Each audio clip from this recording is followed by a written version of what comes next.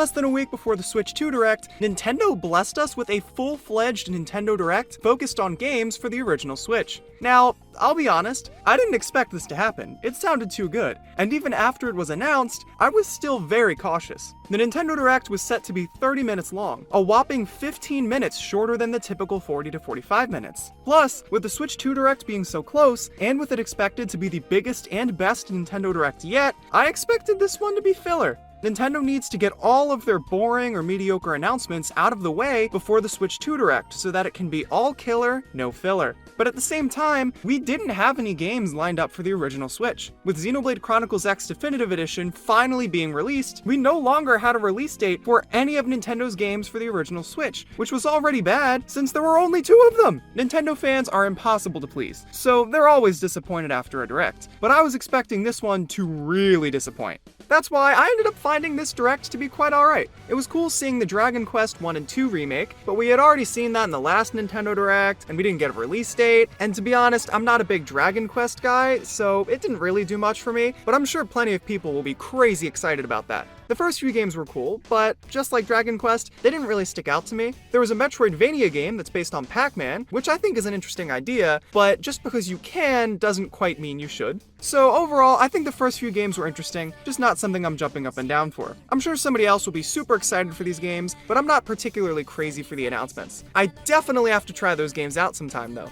When we finally reached our second headline game, to the surprise of absolutely nobody, there was a farming sim.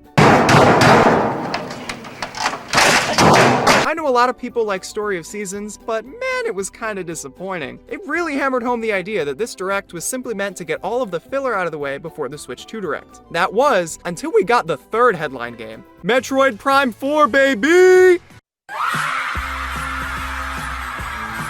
We finally got a long-awaited look at the gameplay. The graphics look amazing, and it's genuinely impressive that this is running on the original Switch that came out in 2017. Whoever did the narration for this trailer needs a raise, because that trailer was incredibly satisfying. I could fall asleep to that. I haven't played Metroid Prime too much, so I can't go in depth on the trailer, but I think the gameplay looks solid. The puzzle gameplay seems intriguing, especially with the psychic abilities. The battling looks awesome too. We didn't get a release date for the game, but I think that makes sense. I personally believe that Metroid Prime 4 will be a launch game for the Switch 2, so I'm expecting to see the release date in the Switch 2 Direct. I was just glad to finally get an interesting game. And things started to take a turn after Metroid Prime 4 was shown off. We got to see Witchbrook, which looks like an actually interesting take on the farming sim genre. I doubt many other people are going to care about this one, but I thought Gradius Origins was cool too. Rift of the Necrodancer looks great, and it also has some Celeste tracks, which is awesome. We got some more footage of Pokemon Legends ZA, which I think is great. I don't care what other people say, I'm excited for it. Sure, the graphics aren't the best,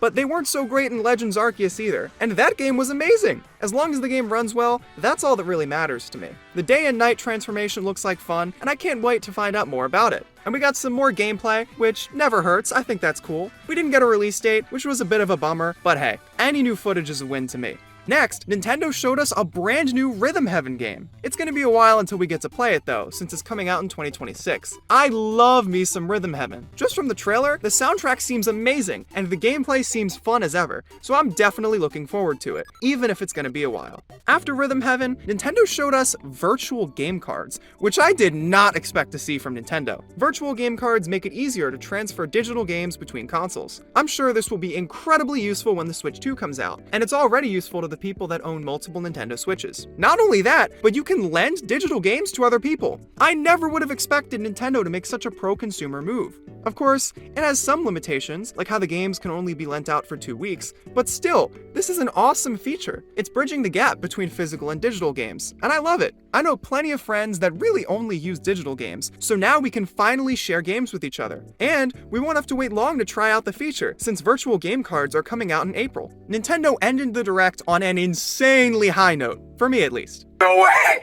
No way! I think it's Tomodachi Life! I think it's... Oh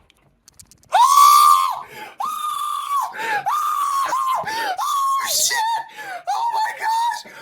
2026!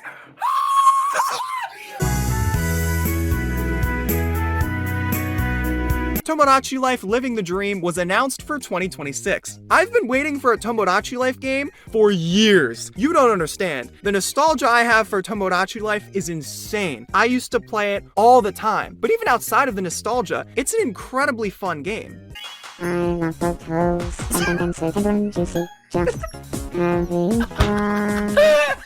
Sure, it's short and sweet. There isn't too much to do in the game, but what you can do in the game is so funny, so awesome. It's genuinely such a happy game. It makes me feel so good. I can't gush about Tomodachi Life enough. So the fact that we have a brand new Tomodachi Life game coming out is amazing. Tomodachi Life is one of my favorite games of all time, needless to say, and it's a crime that it's been stuck on the 3DS. We didn't see too much gameplay for Tomodachi Life Living the Dream, but just the fact that it was announced is enough.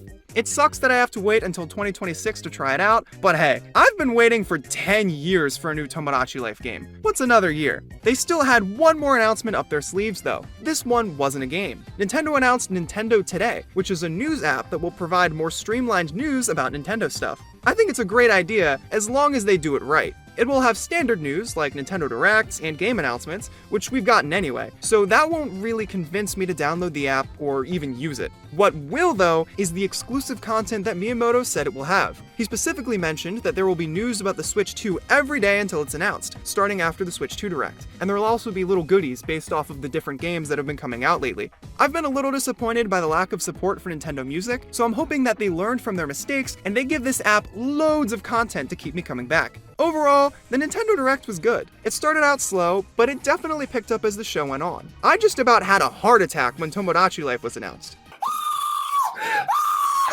I'll admit, the third-party games didn't quite pique my interest. They weren't something I'd be into, but they seemed cool, and I'm sure some people are going to be super duper excited about them. I thought the Nintendo Direct was actually a decent bit better than I had expected. The first-party output did kinda concern me though. Although I'm super excited for Tomodachi Life and Rhythm Heaven, they're both coming out in 2026. We still don't have many first-party games coming out on Switch this year, and the two that we know of don't have release dates. I understand that Nintendo wants to devote more of their resources towards making games for the Switch 2, but it feels like they're leaving the original Switch behind. They probably don't want to make the same mistake that Sony and Microsoft made by spending too much time in the cross-gen period. But it seems like Nintendo isn't giving us a cross-gen period at all. I plan on getting a Switch 2 on day one. So in the end, I guess the first-party output for the original Switch doesn't really matter to me now, but I'm sure it will matter to the loads of people that just aren't able to get a Switch 2 on day one. The Direct that really matters to me is coming on April 2nd, and that's the Switch 2 Direct.